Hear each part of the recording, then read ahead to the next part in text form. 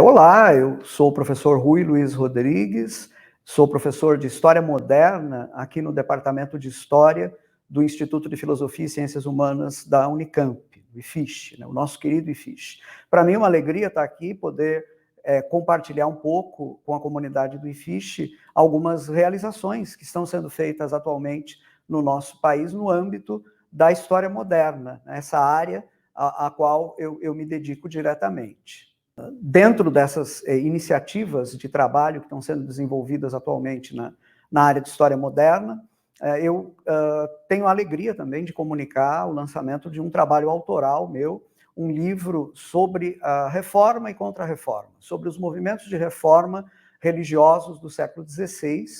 Esse livro está saindo agora em publicação pela editora Contexto, de São Paulo, no bojo de uma coleção já conhecida, muito conhecida, aliás, pelos professores de história que trabalham no ensino fundamental e médio, que é a coleção História na Universidade. Nessa coleção, há uma preocupação muito grande em colocar a discussão historiográfica numa chave que seja útil para esses professores, porque eles vão, enfim, a partir dali, trabalhar o seu próprio conhecimento para ministrar suas aulas aos seus alunos, mas é uma coleção que também acaba tendo uma aplicabilidade muito grande para aquele não especialista, mas que é uma pessoa que deseja ampliar sua cultura naquilo que diz respeito a determinados temas históricos. Então, eu acho muito interessante isso, porque, de alguma maneira, a coleção promovida pela editora Contexto já permite a gente trabalhar duas ênfases que têm sido muito importantes para a universidade nos últimos tempos. Uma delas tem sido muito importante para os departamentos de história do país inteiro, de todas as boas universidades do país, é a preocupação com a formação de professores e professoras para o ensino fundamental e médio. Então, na medida em que a coleção disponibiliza recursos para esses professores, de alguma maneira ela colabora com essa formação também desses educadores. E a outra preocupação é a preocupação com a extensão universitária. A gente vive dizendo que é preciso que a universidade trabalhe em extensão, ou seja, que a sociedade seja também tocada pelas pesquisas que são realizadas na universidade. Essa coleção me parece que é um momento onde isso acontece, porque a pessoa que não é especialista em história, não é nem sequer professor de história, não é graduado em história, ele pode perfeitamente, lendo os trabalhos dessa coleção, ganhar uma compreensão acurada daquilo que está sendo feito em termos de conhecimento historiográfico no país. Então, assim, o conhecimento produzido na academia acaba chegando também à sociedade, que, afinal de contas, é para ela que se destina o trabalho que nós promovemos dentro da universidade. Então, é interessante perceber, por exemplo, como dentro dessa coleção, o meu livro trata especificamente desses movimentos religiosos que acontecem na cristandade ocidental no século XVI, que ficaram conhecidos como reforma, né, movimentos religiosos de reforma. Há também uma atenção muito grande para as reformas dentro do catolicismo e para aquilo que ficou conhecido como contra-reforma também.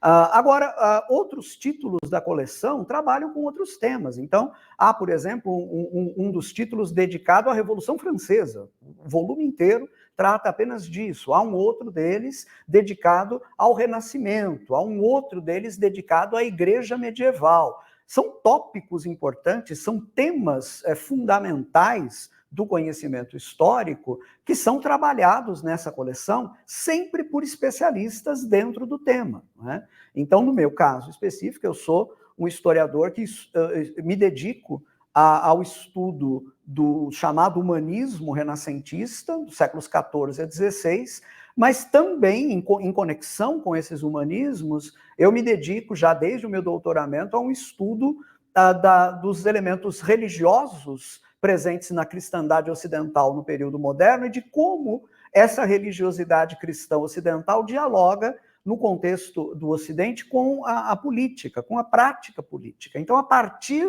dessa minha especialização, é que eu produzi o meu texto e essa tem sido a regra no que diz respeito a essa coleção. Quando nós falamos de reforma e contra-reforma, eu acho que nós estamos diante, em primeiro lugar, de um tema da mais absoluta atualidade, porque não se trata simplesmente de nós trazermos à tona fenômenos que aconteceram há 500 anos atrás, né, e conversarmos sobre isso. Na verdade, se trata de entender, isso é uma coisa básica para todo historiador, para toda historiadora, compreender que a investigação do passado sempre parte de inquietações do presente.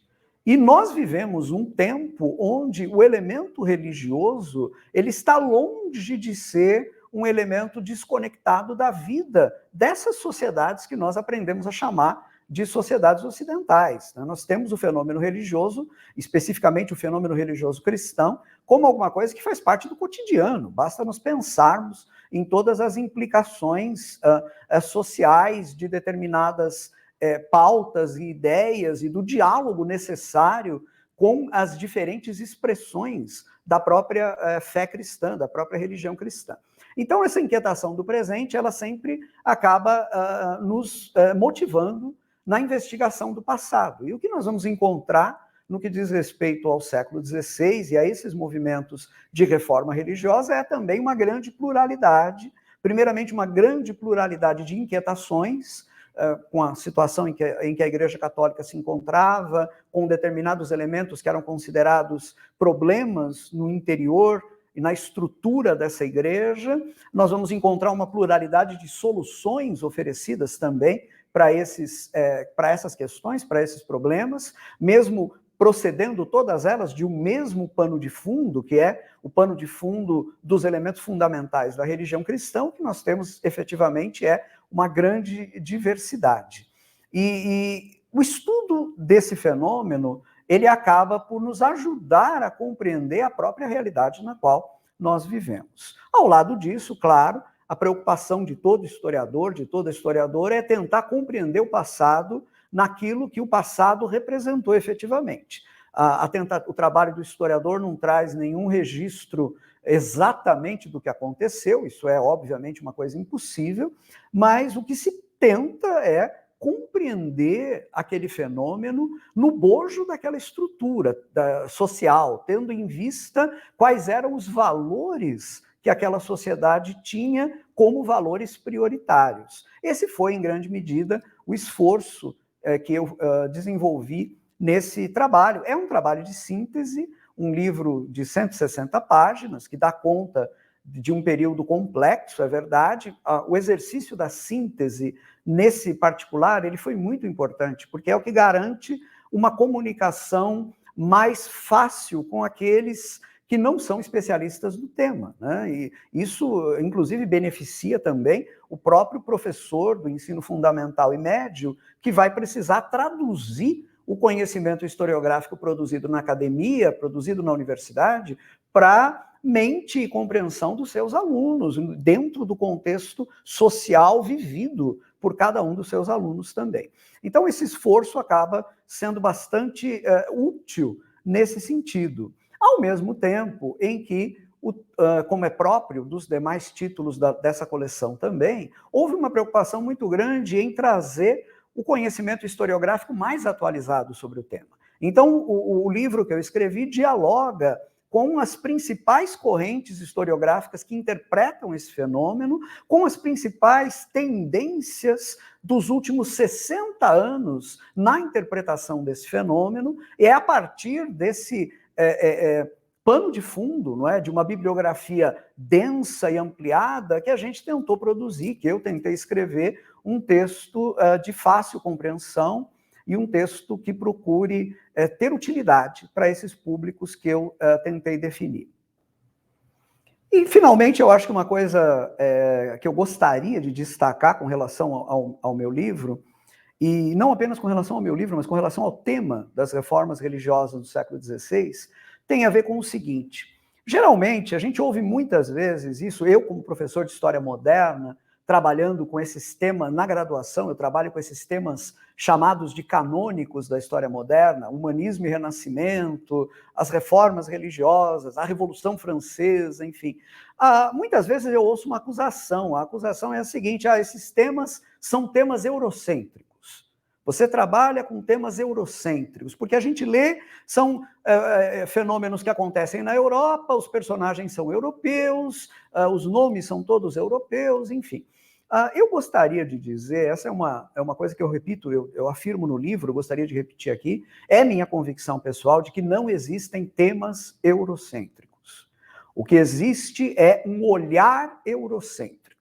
Um historiador, uma historiadora pode dirigir um olhar eurocêntrico a um tema como as reformas religiosas, mas pode dirigir também um olhar eurocêntrico a um tema como as diásporas africanas, que é um outro tema historiográfico de alta relevância no nosso momento. Então, o olhar eurocêntrico existe. O tema eurocêntrico não, porque se eu encaro as reformas religiosas do século XVI numa perspectiva não eurocêntrica, o meu tema fica livre desse olhar, não é que, enfim, o grande defeito do eurocentrismo é fazer da Europa uma espécie de modelo para o mundo inteiro. E muito pelo contrário, ali no meu livro a grande preocupação é situar esses movimentos de reforma, inclusive nas implicações de natureza global que eles acabam tendo.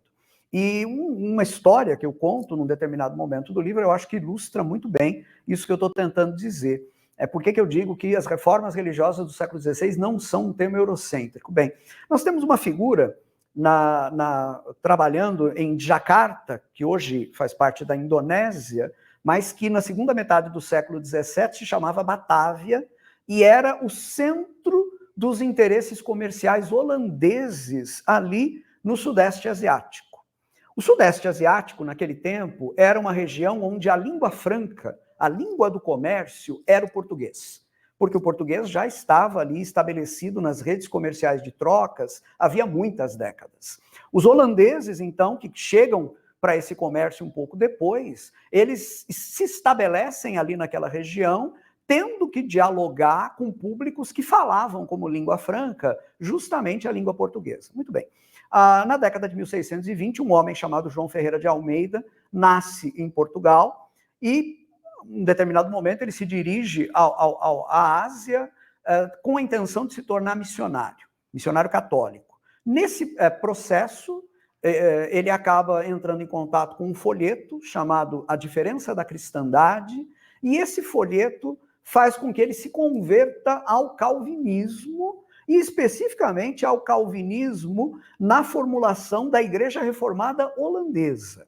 João Ferreira de Almeida acaba se tornando um ministro, um pastor protestante calvinista ordenado pela Igreja Reformada Holandesa, trabalhando em Jakarta, não é? No Sudeste Asiático, num contexto onde a língua franca era o português. E foi esse homem que, na etapa final da segunda metade do século XVII, fez a primeira tradução da Bíblia diretamente do hebraico e do grego para o português. É a famosa tradução de João Ferreira de Almeida, que ainda é utilizada por protestantes de língua portuguesa em todo o mundo lusófono. Então, essa história singela serve para mostrar para a gente que o tema das reformas religiosas, longe de ser um tema eurocêntrico, ele é, como quase todos os grandes temas da história moderna, ele é um tema que precisa ser discutido em chave global, porque, de alguma maneira,